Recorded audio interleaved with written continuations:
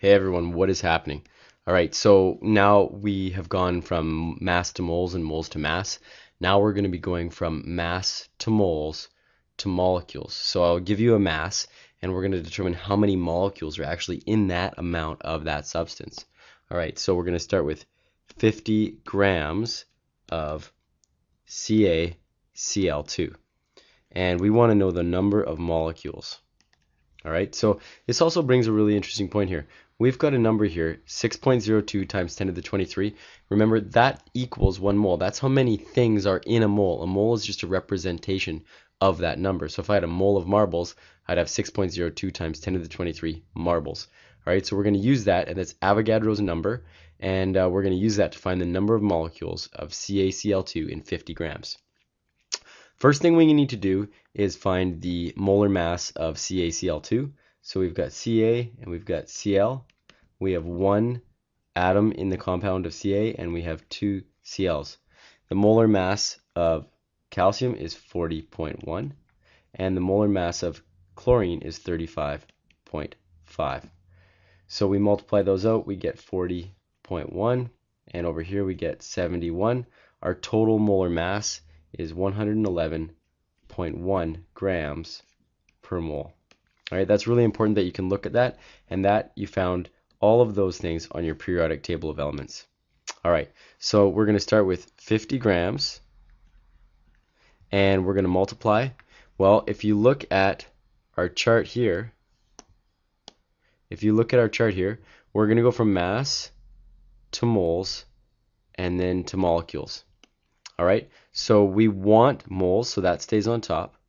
And this is when our molar mass comes in, and it's 111.1 grams per mole. All right, and then we're going to go from moles to molecules. So we're going to put 1 mole on the bottom, just like the chart up there. And molecules, well, we have 6.02 times 10 to the 23 molecules. And you'll see that when we cancel, we're going to cancel our grams and grams. And then we're going to cancel our moles, and we're left with molecules.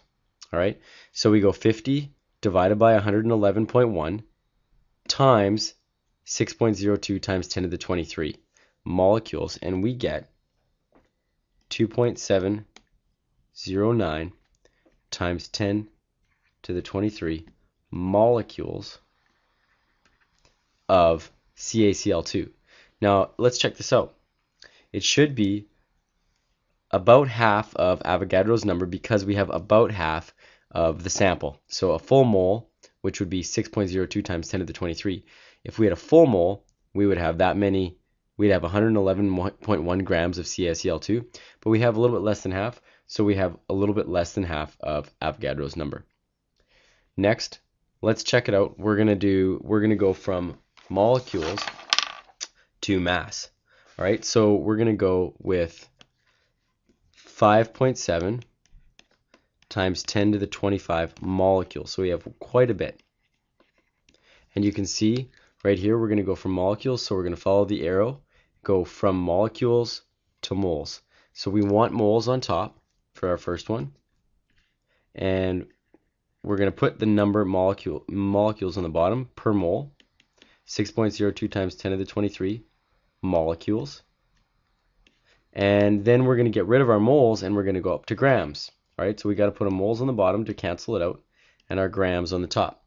And for our molar mass of this molecule, and we are going to use NH4, well, N equals 14 grams per mole, and we have H, so we have 4 times 1, which is 4.